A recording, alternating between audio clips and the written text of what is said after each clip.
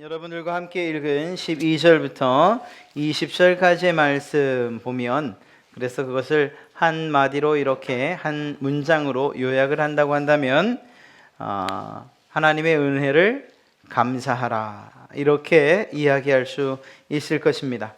은혜, 사실 우리 믿는 모든 사람들에게 있어서 은혜라는 말을 빼놓고서 살 수 없어요.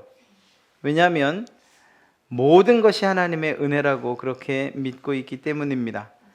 믿는 것뿐만 아니라 실제로 하나님의 이러한 은혜가 없이는 우리가 살 수 없는 그러한 존재라는 것을 저와 여러분은 잘 알고 있습니다. 하나님의 이러한 은혜가 일반적으로 저희뿐만 아니라 믿지 않는 모든 세상 사람들에게도 동일하게 주어진다는 것을 잘 알고 계시죠? 하나님께서 차별을 두지 아니하시고 은혜를 베푸셔요. 일반적으로. 그래서 일반 은혜라고도 이야기합니다. 예를 들면 자연 만물이 그런 것들입니다. 햇빛이나 공기, 물, 또 시원하게 불어오는 바람, 하늘, 땅, 눈으로 보이는 모든 자연 만물들이 하나님의 은혜입니다. 하나님께서 여러분들에게 선물로 주신 것들이에요. 누리라고 주신 것들이에요. 네. 그것들을 정말 우리의 욕심대로 사용하고 이용하기의 문제이지, 하나님이 주신 것들을 누릴 줄만 안다면, 그러한 지혜가 있기만 하다면 그것은 우리에게 충분한 은혜, 그 은혜의 이유가 될 것입니다. 뿐만 아니라 또 삶에 있어서, 우리가 살아가는 데 있어서 여러 가지 환경들이 있지 않습니까? 예를 들면 가정이라든가 집이라든가 혹은 직장, 혹은 교회, 또 이렇게 교회 구성원들, 이웃, 나라, 이런 여러 가지 것들을 생각하면 그것도 또한 하나님의 은혜입니다. 하나님께서 이렇게 사람과 사람을 만나게 하시고 관계를 맺어주시고, 그러한 것들을 통해서 우리가 때로는 쓰러졌다, 때로는 어려웠다가 이렇게 일어날 수 있는 힘들을 얻게 되니 이것이 은혜가 아니고 무엇이냐 하는 것입니다. 하나님께서 여러분들에게 만나게 해주신 바로 그 모든 분들이 하나님의 은혜입니다. 옆에 계신 분 보세요. 그분들이 다 은혜예요. 하나님의 은혜로 하나님께서 만나게 해주신 귀한 선물이라는 것입니다. 또한 지금 상황이나 모습, 또 느끼는 감정들 혹시 있으십니까? 기쁨이나 즐거움, 혹은 행복감, 만족감, 이러한 모든 것들이 있으십니까? 이것도 하나님의 은혜예요. 하나님께서 여러분에게 이렇듯 좋은 것들로 베풀어 주고 계시다는 것입니다. 물론 우리의 신앙의 단계가 조금 깊어지면 좋은 것뿐만 아니라, 기쁜 것뿐만 아니라, 때로는 슬픈 일들도, 때로는 낙심할 만한 일들도, 때로는 눈물이 쏙 빠지는 그런 일들도 하나님의 은혜였습니다 라고 고백할 수 있는 그런 단계에 이르게 되죠. 그렇게 보면 우리가 살아가는 데 있어서 은혜가 아닌 것이 하나도 없다는 것입니다. 모든 것이 은혜입니다. 모든 것이. 때로는 헤어짐도 은혜요, 만나는 것도 은혜이고, 앉는 것도 은혜요, 서는 것도 은혜입니다. 이러한 모든 은혜를 우리가 누리면서 살아가고 있습니다. 그래서 그냥 아무 생각 없이 살지만 않는다면, 오늘은 또 내가 무슨 은혜로 살아갈까? 또 오늘 하루는 내가 무슨 은혜로 살아왔는가? 이렇게 조금만 되돌이켜 생각할 수 있다면 날마다 감사하는 그러한 삶이 되지 않겠는가 생각을 해봅니다. 오늘 이 예배의 시간도 은혜인 것 믿으십니까? 예, 그렇습니다. 하나님의 은혜입니다. 하나님의 은혜가 아니면 이 자리에 나오는 게 불가능해요. 얼마나 세상에 일이 많습니까? 아픈 일도 많고 다치는 일도 많고 여러 가지 일들이 많은데, 그래도 이 자리에 여러분들을 나오게 하시고 또 말씀을 듣게 하시니 이것이 얼마나 큰 은혜냐 하는 것입니다. 사실 이러한 기본적인 그리고 아주 평범히 여기는 이러한 일들, 이러한 것들에 대해서만이라도 우리가 조금 깊게 생각하면 하나님의 은혜를 크게 누릴 수 있는 그런 기회가 될 것입니다. 오늘 사도 바울은 이 디모데를 향해서 이렇듯 은혜에 감사해라 라는 그러한 권면을 하고 있습니다. 내가 교회를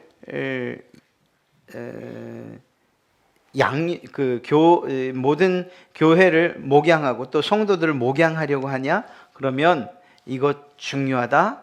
너 먼저 은혜에 감사하는 자가 되어야 한다라고 이야기하고 계십니다. 그러면서 사도 바울이 경험했던 여러 가지 일들을 또 그가 느꼈던 은혜에 대한 이야기를 지금 이 짧은 말씀 가운데서 하고 있는 것입니다.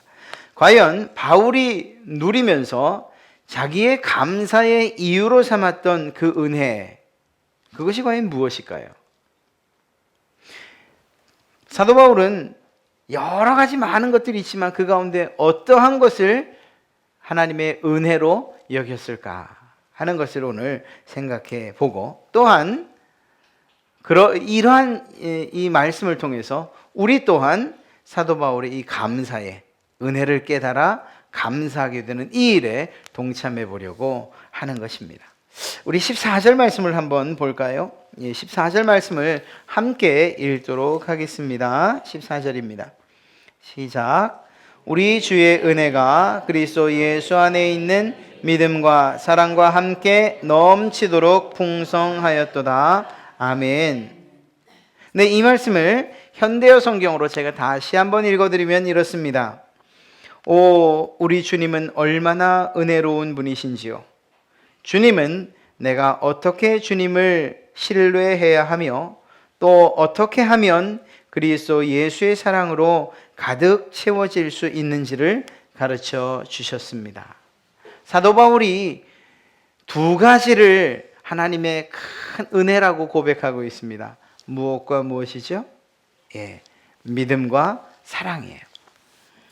주님을 신뢰하는 이것, 예수님의 사랑, 이 두 가지가 자기에게 베풀어졌는데 그것이야말로 놀라운 은혜라고 고백하고 있는 것입니다. 우리는 흔히 은혜라고 얘기할 때 내가 기도하고 내가 소원하고 내가 바라던 일들이 이루어지면 하나님의 은혜입니다, 이렇게 얘기해요. 결코 틀린 이야기 아닙니다. 우리가 우리의 삶에 필요한 것들을 간구하고 기도해야 돼요. 하나님께서 주셔요. 그리고 우리는 그것에 대해서 하나님의 은혜에 감사합니다, 이렇게 말하는 것 결코 틀린 것이 아닙니다. 그러나 사도 바울의 이야기를, 오늘 사도 바울이 말하는 은혜의 내용을 살피고 보니 그건 우리 믿는 모든 사람들에게 있어서 어쩌면 당연한 것이라는 거예요. 당연한 것. 하나님께서 여러분들을 양으로 혹은 백성으로 혹은 자녀로 생각하실 때에 여러분들이 소원하지 않는다 하더라도 여러분의 삶에 필요한 모든 것들을 이렇게 채우지 않으시겠습니까? 우리가 그것을 은혜라고 생각지 못할 뿐이지 이미 하나님의 그러한 일반적인 은혜는 주어지고 있다는 거예요. 그렇다면 우리가 이러한 은혜의 수준을 좀 높여보면 안 되겠냐는 거예요. 사도 바울의 오늘 말씀을 통해서 우리가 은혜로 여기는 이 은혜의 수준이 한층 높아지기를 기대하는 마음으로 오늘 말씀을 드립니다. 그렇습니다. 사도 바울이 이야기하기를 하나님께서 내게 은혜를 베푸셨는데 주님을 신뢰하게 하신 것, 믿음을 주신 것과 주님의 사랑을 힘입게 하신 것, 이 사랑을 주신 것, 이것이 내게 은혜입니다 라고 이야기하고 있습니다. 여러분들도 사실은 이 일에 대해서 동감하실 줄로 믿습니다. 믿음과 사랑, 과연 이 두 가지 어떻게 사도 바울에게 베풀어졌길래 사도 바울이 이것을 은혜라고 이야기하고 있는가? 여러분 15절 말씀을 보면 이렇게 기록하고 있습니다. 미쁘다 모든 사람이 받을 만한 이 말이여, 그리스도 예수께서 죄인을 구원하시려고 세상에 임하셨다 하였도다. 죄인 중에 내가 괴순이라. 미쁘다 이 말이여, 믿음직스럽다. 내가 이 사실에 대해서 이 말씀에 대해서 내가 믿을 만하다라는 거예요. 하나님께서 말씀하신 것 그리고 이루신 일들에 대해서 믿을 수 있도록 하신 것, 그것이 은혜라는 거예요. 그리고 사도 바울은 몇 가지를 이야기합니다. 과연 사도 바울이 은혜로 여긴 믿음은 어떤 것에 관한 믿음이었을까요? 첫째는 하나님의 말씀에 관한 것이었어요. 하나님께서 하신 말씀에 대한 믿음을 가지고 있었다는 것입니다. 도대체 무슨 말씀을 하셨을까? 또 사도 바울은 어떤 고백을 하는 것일까? 14절, 15절의 말미에 사도 바울은 자신의 모습에 대해서 이렇게 고백을 합니다. 죄인 중에 내가 괴순이라. 사랑하는 성도 여러분, 사실 우리의 약점에 대해서, 우리의 부족한 것에 대해서 인정하고 시인하는 일이 얼마나 힘든지 여러분 잘 알지 않으십니까? 사실은 자존심이 상하기도 하고, 또 내 정체성이 무너져 내리는 것 같고, 내가 지금까지 쌓아온 어떤 그런 업적이나 공로가 다 허물어지는 것 같고, 내가 아닌 사람이 되는 것 같은 그런 상황이 바로 나 자신의 부족함과 연약함, 그리고 모자름, 허점투성이라는 것을 고백하는 거예요. 그런데 사도 바울이 지금 그 일을 하고 있는 것입니다. 사도 바울이 무엇에 관한 믿음을, 무엇에 관한 확실한 믿음을 가졌느냐 하면 자신의 진짜 모습에 대한 믿음을 고백하고 있는 거예요. 사도 바울은 사실은 인간적으로 볼 때 그 사회에서 조금도 꿀릴 것이 없는 사람이었습니다.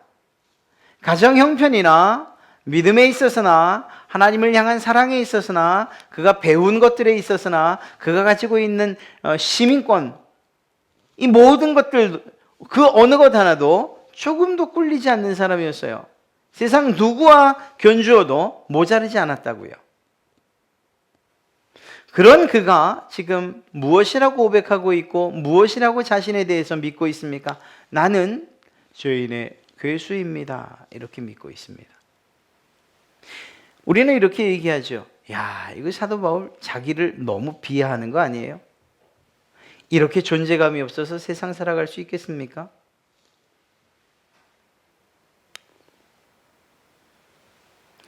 이런 이야기라면 하나님하고 이야기 끝내도 되는 것 아닙니까? 굳이 이렇게 자기의 아들뻘 되는 디모데에게 편지를 쓰면서 디모데야, 내가 죄인이다. 내가 죄인의 괴수다. 이런 이야기를 해야 되는 겁니까? 자존심도 없이. 사랑하는 성도 여러분, 이 말하는 것이 얼마나 어렵다는 것을 여러분도 잘 알고 계시지 않습니까? 그런데 사도 바울이 이 말을 할 수 있도록 이 사실에 대한 확실한 믿음을 하나님이 주셨다고 그렇게 믿고 있는 것입니다. 그 누구도 나는 죄인입니다 라고 말하는 것 어렵습니다. 힘든 일입니다. 그러나 하나님께서 우리 가운데 역사하시고 우리에게 은혜를 주시기 위해서 가장 처음 우리에게 깨닫게 하시는 것이 무엇이냐? 내가 죄인이라는 사실을 깨달으라는 것이에요. 이 사실과 이 문을 넘어서지 않으면 우리는 하나님의 은혜로 가까이 나갈 수가 없어요. 사도 바울은 바로 이 사실에 대한 믿음을 확실하게 그리고 분명하게 가지고 있었던 것입니다. 내가 죄인입니다. 하나님 앞에서 죄인입니다. 사실 사도 바울은 죄인이라고 이야기할 수 없다니까요. 아까도 말씀드렸잖아요. 그는 하나님의 율법에 대해서 정통한 그러한 율법 학자였어요. 누구보다 하나님을 사랑한다고 했던 사람이에요. 그가 했던 일들에 대해서 조금도 정말 부끄러워하지 않았어요. 심지어 그것이 사람들을 옥에 가두는 일이었고 또 누군가를 죽게 하는 일이었어도 조금도 양심의 가책도 없었어요. 왜? 하나님을 위해서 한다고 생각했기 때문에 말입니다. 그런 그가 나는 죄인입니다 라고 고백하는 것, 쉬운 일은 아니지만 그러나 그 고백이 있기에 하나님의 은혜의 그 보좌로 한 걸음 더 나갈 수 있었는 줄로 믿습니다. 우리에게도 필요한 거예요. 우리가 예수님을 믿는 믿음이 필요하죠. 그러나 그 이전에 나 자신에 대한 확실한 믿음이 있어야 돼요. 비록 그것이 내가 죄인입니다라는 하고 싶지 않은 그러한 믿음의 고백이라 할지라도 그 고백이 있어야 되는 거예요. 이러한 죄에 대한 인정과 그러한 고백이 있을 때 두 번째 15절에서 말씀하고 있는 사도 바울의 이야기가 우리에게 더 가까이 다가오는 거예요. 그리스도 예수께서 죄인을 구원하시려고 이 세상에 임하셨다라는 이 사실을 믿는 것. 죄인이 아닌다며야 죄 용서함이 필요 있습니까? 병에 걸리지 않았는데 의원이 필요 있겠습니까? 사도 바울이 이러한 자신의 모습, 특별히 죄인이라는 이 사실에 대한 확실한 믿음이 있었을 때에 그에게 기쁨이요 또한 은혜가 된 사실이 무엇입니까? 그 죄의 문제를 해결하실 수 있는 분이 계시다는 것. 그분을 하나님께서 이 땅에 보내셨다는 것. 예수 그리스도가 바로 그분이라는 것. 그 예수 그리스도를 자신이 만났다는 사실. 그것이 은혜가 되는 거예요. 예수님을 만나는 일이 쉬운 일이었습니까? 아니에요. 그의 눈이 완전히 망가졌어요. 햇빛보다 더 밝은 그 영광의 빛에 쏘이고 난 다음에 그는 안질이 걸렸어요. 처음에는 눈 앞을 보지도 못했었죠. 아나니아가 기도해 준 후에 병이 나았어요. 그러나 그 평생토록 안질을 눈에 달고 살았어야 해요. 예수님을 만난 다음에 그가 나아졌냐고요? 아니요. 좀처럼 나아지지 않았어요. 자기가 가지고 있던 모든 사회적인 지위와 그리고 또한 자기가 가지고 있던 모든 혜택들을 다 내려놨어요. 때로는 매 맞았어요. 때로는 옥에 갇혔어요. 결국에는 단두대에서 그는 생애를 마쳐야만 했습니다. 그럼에도 불구하고 그는 예수 그리스도를 만났다는 그 사실을 가장 큰 은혜로 생각하고 있다는 것입니다. 이유가 무엇이지요? 자기의 죄의 문제를 해결하실 하신 그분이 바로 예수 그리스도였다는 사실, 그 사실을 믿는 믿음 때문이었던 것입니다. 여러분, 제가 여러분에게 가슴 아프라고 마음 아프라고 마음 언짢으라고 당신은 죄인입니다, 여러분은 죄인입니다, 저도 죄인입니다, 우리 모두 죄인입니다, 죄의 결과로 우린 죽을 수밖에 없습니다, 지옥 갑니다, 이 얘기를 왜 하는 것이겠어요?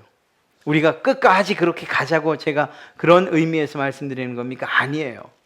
우리가 심각한 죄인이라는 사실을 깨닫지 못하면, 그렇다면 우리는 하나님의 은혜, 우리를 구원해 주시기 위해서 이 땅에 예수 그리스도를 보내셨다는 그 사실이 그렇게 큰 은혜로 다가오지 않는 거예요.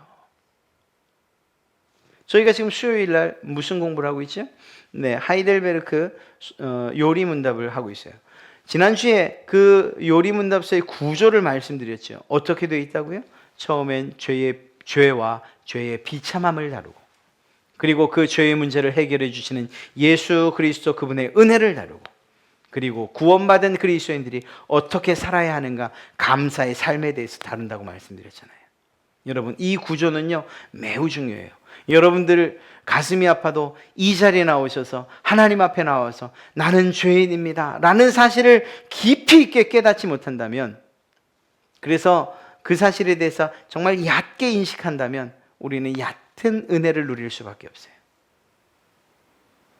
비록 가슴이 아프고 답답해지고 내가 정말 이러한 고백을 해야 되는가 싶다 할지라도 여러분이 할 수 있는 만큼 죄에 대한 깊이 있는 그러한 회개와 각성을 할 수만 있다면 그 깊이만큼 하나님의 은혜를 우리는 경험하게 될 줄로 믿습니다.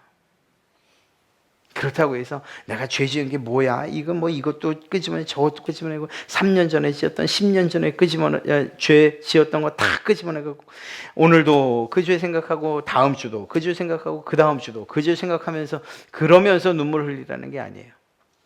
우리의 살면서 짓는 죄들은 사실 아무런 죄도 아니에요. 아주 작은 죄들이라고 이야기할 수 있어요. 작은 죄, 큰 죄를 이야기할 수는 없지만 하나님을 알지 못하는 죄, 하나님을 정말 우리의 참 하나님으로 참된 신으로 인정하지 못하는 그러한 죄들에 비한다면, 하나님을 믿지 않는 죄에 비한다면 이건 아무것도 아닌 거예요.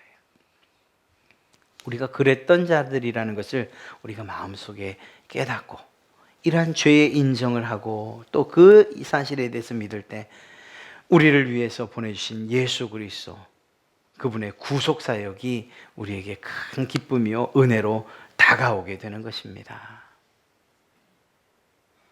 한번 고민해 보세요. 정말 내게 구원이 필요한가? 내게 나를 구원해 주시기 위해서 이 땅에 오셨다는 예수 그리스도가 정말 나에게 필요한 사람인가? 필요한 분인가? 한번 생각을 해보세요. 나는 그렇게 나는 죄인처럼 여겨지지 않는데, 나는 그냥 그래도 살만하다고, 의롭게 산다고, 착하게 산다고, 나는 그렇게 생각하는데, 그래도 내게 예수 그리스도가 필요한가? 그 고민이 심각한 고민이 되어지고, 여러분이 정말 그 가운데에서 내게도 필요한 분이구나 라는 사실을 깨닫기만 한다면, 여러분들이 지금까지 느꼈던 그 은혜의 깊이와는 비교할 수 없는 깊이의 은혜를 누리게 될 줄로 믿습니다. 예수님께서 사도 바울과 같은 죄인의 괴수와도 같은 이러한 자, 그를 구원하기 위해서, 자신을 구원하기 위해서 이 세상에 오셨다는 이 말씀을 사도 바울이 믿은 거예요. 우리가 믿어야 할 것이 무엇입니까? 사도 바울과 같은 죄인의 괴수된 바로 나를 위해서 예수 그리스도가 이 땅에 오셨다는 이 사실을 믿는 믿음이 필요하다는 것입니다. 이 믿음이, 이러한 믿음을 우리 가운데 가질 수 있다면 그것이 은혜라는 거예요. 그것이 은혜예요. 다른 것이 은혜가 아니에요. 기도에서 부자가 되고 또 병이 낫는 것 놀라운 은혜이지만 그것과 비교할 수 없는 영생이 약속되어지는 은혜가 바로 이것인 줄로 믿습니다. 또한 하나님의 은혜, 어떤 믿음을 가졌을 때에 사도 바울이 그 하나님의 은혜를 경험합니까? 바로 모든 사람에게 차별 없이 주어진 믿음이라는 거예요. 믿보다 모든 사람이 받을 만한 이 말이요. 모든 사람이 받을 만한 이 말. 예수 그리스도를 보내셨다는 이 말. 내가 너를 사랑한다는 이 말씀. 이것은 누군가 특정한 사람을 위해서 주어진 것이 아니고 모든 사람이 받을 만한 말씀이라는 것입니다. 모든 사람에게 차별 없이 주어주신 하나님의 은혜요 말씀이라는 거예요. 물론 그 은혜를 누리는 사람도 있고 누리지 못하는 사람도 있다는 것은 사실입니다. 그러나 하나님께서 이 말씀을 온 세상의 모든 사람들, 지금까지 지나온 사람들, 지금 사는 사람들, 앞으로 올 사람들 모두에게 차별 없이 이러한 은혜를 허락하셨다는 거예요. 이 사실이 우리에게 얼마나 감사한 일입니까? 특별히 이스라엘 사람들이 아닌 우리에게는 얼마나 감사한 일인지 알 수가 없어요. 만약에 하나님께서 사도 바울에게 이야기하실 때 조건이 있다, 이 말을 받을 만한, 이 은혜를 받을 만한 조건이 필요해 라고 이야기하셨다면 우리는 정말 두 가지 면에서 문제가 되었을 것입니다. 첫째는 그 은혜를 받기 위한 조건을 갖기 위해서 우리가 얼마나 부단히 노력해야 했겠습니까? 우리 힘으로 안 되는 걸 알면서도 하나님의 은혜를 간구하고 또한 그 은혜의 가운데로 들어가기 위해서 얼마나 우리가 노력했겠습니까? 그러나 성경은 분명하게 말합니다. 우리의 구원은 우리의 행위로 주어진 것이 아니고 믿음으로 주어졌다는 사실을 말입니다. 또 한 가지, 우리가 어떤 그 행위로 말미암아 우리가 구원을 얻었다면 우리는 결코 하나님 앞에서 겸손하지 못할 거예요. 우리가 우리 스스로를 잘 알잖아요. 하나님, 내가 구원받을 만한 이 일을 했습니다. 아마 하나님 앞에 가서도 얘기할 거예요. 저는 천국 가는 게 당연하죠. 왜? 제가 천국 갈 만한 일을 했지 않습니까? 이렇게 말이에요. 사랑하는 성도 여러분, 우리에게 주어진 구원은 우리의 힘으로는 도저히 이룰 수 없는 오직 하나님의 은혜로만 주어진다는 사실을 믿으시길 간절히 축원합니다. 이 사실을 믿을 때 우리는 늘 겸손해질 수밖에 없고 그 하나님의 은혜에 감사할 수밖에 없게 되는 것이죠. 이러한 믿음, 즉 자신이 죄인의 괴수라는 사실, 그리고 또한 이러한 죄인의 괴수된 자기를 위해서 예수 그리스도를 이 땅에 구원자로 보내주셨다는 사실, 그리고 예수 그리스도가 구원자라는 이 사실을 그 누구에게 특정한 사람에게가 아니라 모든 사람에게 차별 없이 주셨다는 이 사실에 대한 믿음, 이것이 바로 사도 바울이 은혜로 누리고 있는 믿음인 줄로 믿습니다. 또한 그는 예수 그리스도께서 베푸신 그 사랑을 은혜로 받고 또한 은혜라고 이야기하고 있습니다. 하나님의 은혜는 사랑으로 말미암아 우리에게, 사랑의 모습으로 우리에게 베풀어졌다는 거예요. 16절 말씀을 읽으면 그렇습니다. 그러나 내가 긍휼을 입은 까닭, 사랑을 받은 그 까닭은 예수 그리스도께서 내게 먼저 일체 오래 참으심을 보이사 후에 주를 믿어 영생 얻는 자들에게 본이 되게 하려 하심이라. 예, 오래 참음을 보이셨다는 거예요. 하나님께서 오래 참으셨다는 것이, 그것이 하나님이 사랑하신다는 증거라는 거예요. 사도 바울이 자기를 어떻게 소개하고 있습니까? 13절 말씀을 보면 이렇게 말하고 있어요. 내가 전에는 비방자, 예수 믿는 사람들 비방하던 사람이었고, 박해자, 때로는 옥에 가두기도 했고, 때로는 죽이는 자리에 동참하기도 했고, 폭행자, 내가 정말 하나님을 믿으면 이렇게 믿어야 된다고 생각했기에 겉옷을 맞기도 했고 담에색으로 믿는 사람들을 잡으러 가기도 했던 그런 폭행자였다고 말하고 있습니다. 이러함에도 불구하고 하나님이 어떻게 하셨다고요? 길이 참으셨다고요. 길이 참으셨다고. 하나님의 구원의 조건에 맞지 않는다면, 그가 폭행자요, 비방자요, 회방자요, 박해자, 그때에 하나님께서 심판하지 않으시고 길이 참으셨다는 거예요. 길이. 결국은 사도 바울이 하나님, 그 예수 그리스도 그분을 만나 놀랍게 변화되는 때까지 참으셨다는 거예요. 이것이 하나님의 사랑이고, 또 그 사랑 때문에 사도 바울은 그 사랑을 은혜로 여기고 있다는 것입니다. 이것이 어떻게 사도 바울의 이야기만 되겠습니까? 바로 여러분과 저의 이야기 아닙니까? 하나님에 대해서 얼마나 우리가 무지했습니까? 얼마나 어리석었습니까? 때로는 미련하기도 하고, 때로는 비천하기도 하고, 불쌍하기도 하고, 그랬던 우리들 아닙니까? 하나님 없이 살았더라면, 그렇다면 영원한 지옥에서 정말 형벌 가운데 살아야만 했던 그러한 자들 아닙니까? 그럼에도 불구하고 하나님께서 어떻게 해요? 우리에게 사랑을 나타내 보이셨는데 어떤 모습으로 사랑을 나타내 보이셨습니까? 길이 참으심으로.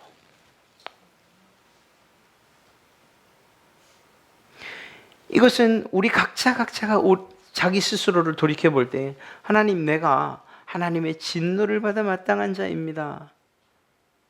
하나님의 심판을 즉각적으로 받을 수밖에 없는 그런 사람입니다 라고 고백할 수밖에 없는 거예요. 사도 바울이 나는 죄인의 괴수입니다 라고 이야기했던 것처럼 말이에요. 그런데 우리가 지금까지 어떻게 이렇게 살아있는 것이죠?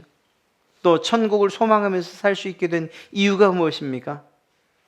예, 그렇습니다. 하나님께서 길이 참으셨기 때문이에요. 오래도록 참아주셨기 때문입니다.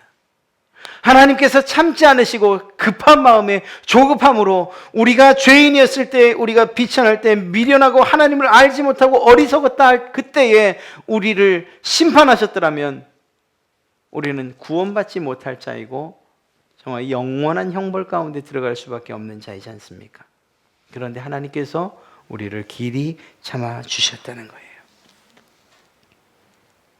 사랑하는 성도 여러분, 이것이 은혜가 아니라면 과연 무엇이 은혜입니까?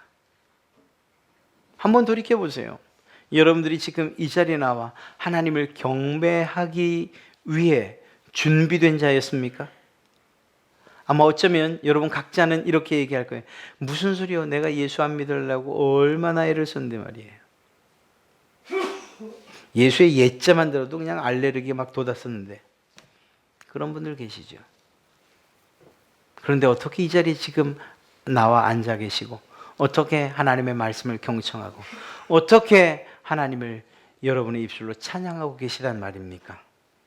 하나님께서 길이 참으셨기 때문입니다. 진노의 포도주를 우리가 죄 짓는 그 순간 내밀지 않으시고 참으셨기 때문이에요. 참으셨기 때문에.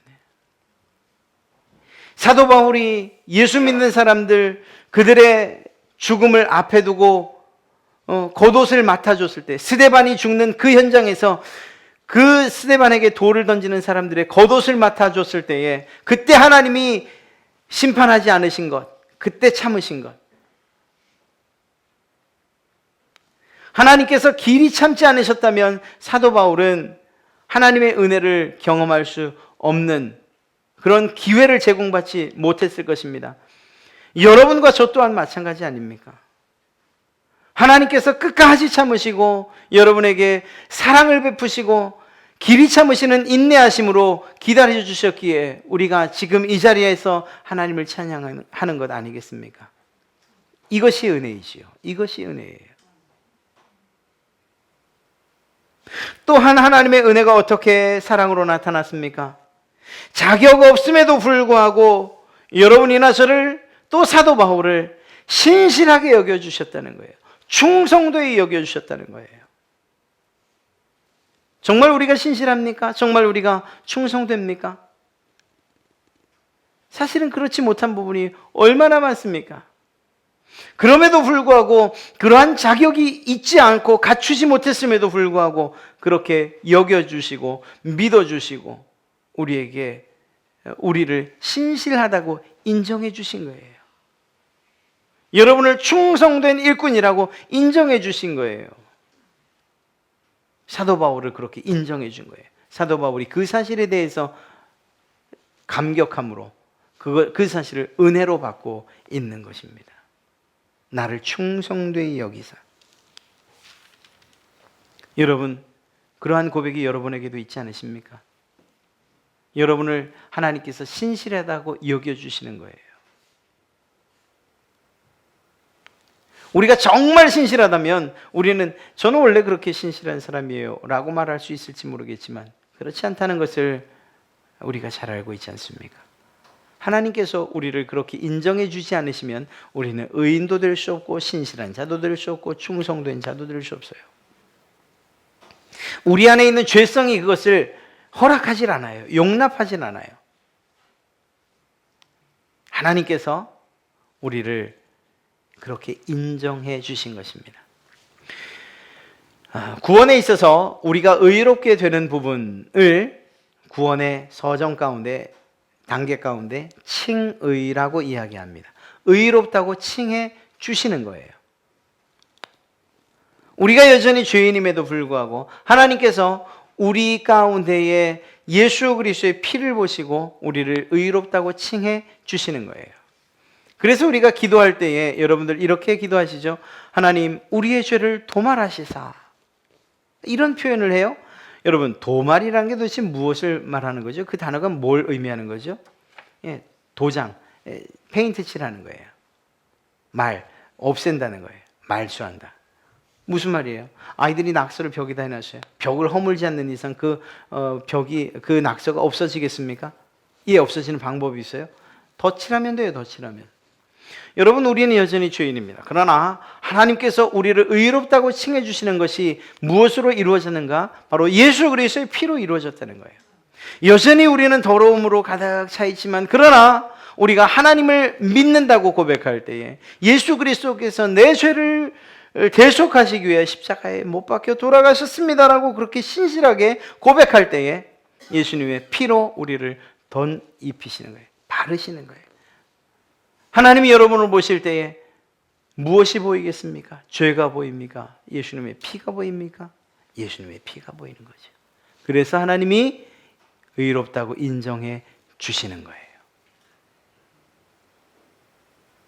그 사실을 사도 바울이 알았습니다. 그런 자임에도 불구하고 자기를 충성되이 여겨 주셨다는 사실, 그런 자임에도 불구하고 자기를 신실하게 여겨 주셨다는 그 사실이 사도 바울에게는 큰 은혜가 된 것입니다.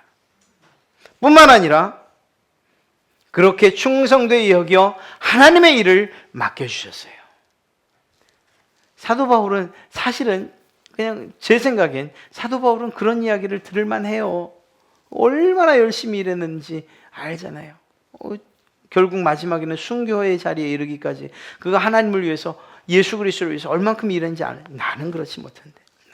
사실 제 고백이에요. 나는 사실 하나님의 일을 맡을 만하지도 못한데, 그렇게 신실하고 그렇게 충성되지도 못한데. 그러한 마음들이 우리에게 혹여 있다 할지라도 그렇기 때문에 하나님의 은혜가 우리에게 임했다고 우리는 고백할 수 있는 줄로 믿습니다. 말씀드렸잖아요. 우리가 신실하지 못해요. 우리가 충성되지도 못해요. 어떤 일이나 직분을 맡을만 하지도 못해요. 이건 교회 안에서의 직분만을 이야기하는 건 아니에요. 때로는 믿음의 부모로서의 자리에 있을만 하지도 못해요.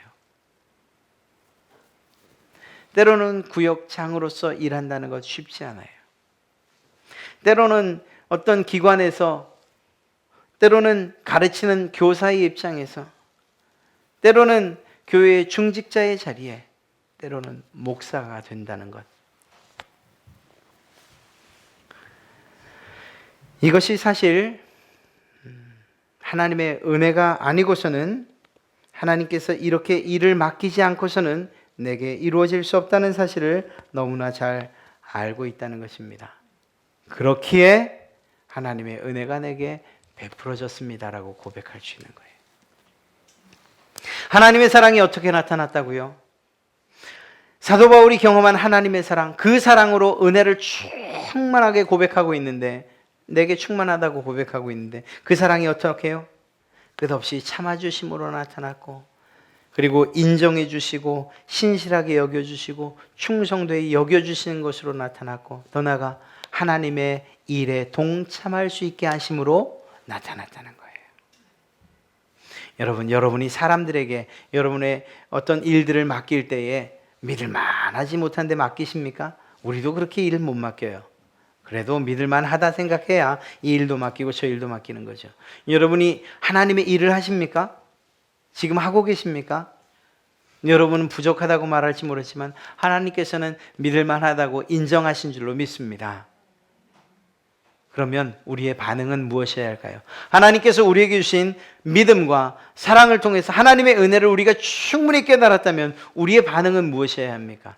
사도 바울이 첫 번째 서두에서 말하고 있는 것처럼, 나를 능하게 하신 그리스도 예수 우리 주께 내가 감사함은, 감사해요. 은혜에 감사하는 자가 되어야 되는 것입니다. 사랑하는 성도 여러분, 우리가 죄인됨을 깨달을 때에 그때 우리를 그 가운데에서 구원해 주신 예수 그리스도의 사랑이 더 그 깊이만큼 우리가 느끼게 되고 또한 누리게 되는 것이고요. 그 은혜를 깊이 있게 누리는 만큼 우리는 무엇으로 반응하게 됩니까? 감사로 반응하게 되는 것입니다. 사랑하는 성도 여러분, 매사가 여러분이 하나님의 은혜를 경험하는 그러한 시간들이 되시기 바랍니다. 어느 곳에 있든지 하나님의 은혜를 경험하는 장소가 되길 바랍니다. 누구를 만나든지 그 사람을 통해 하나님의 은혜가 여러분에게 전달되기를 바랍니다. 그러면 우리에게 멈추지 않는 것이 무엇일까요? 감사가 멈추지 않는 거예요. 하나님의 은혜를 생각하면 우리는 그 은혜를 받을 만한 자격이 없다 생각하기에 그 은혜를 주신 하나님께 감사하게 되는 것입니다.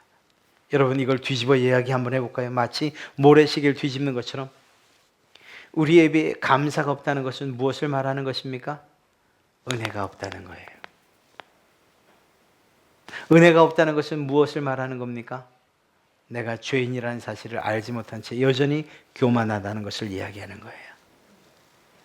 사랑하는 성도 여러분, 저는 오늘 사도 바울 이 이야기를 여러분과 함께 나누며 우리의 입술에 감사가 끊이지 않는 그러한 여러분과 제가 되기를 간절히 소망합니다.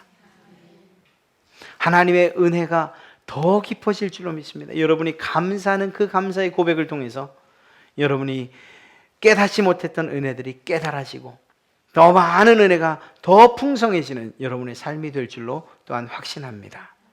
사랑하는 성도 여러분, 하나님께서 여러분에게 베풀으신 믿음과 그 사랑을 통해서 하나님의 은혜를 더 깊이 있게 경험하시고 그 깊이만큼 여러분의 입술과 여러분의 삶 가운데 감사가 넘쳐나시기를 예수 그리스도의 이름으로 축원합니다.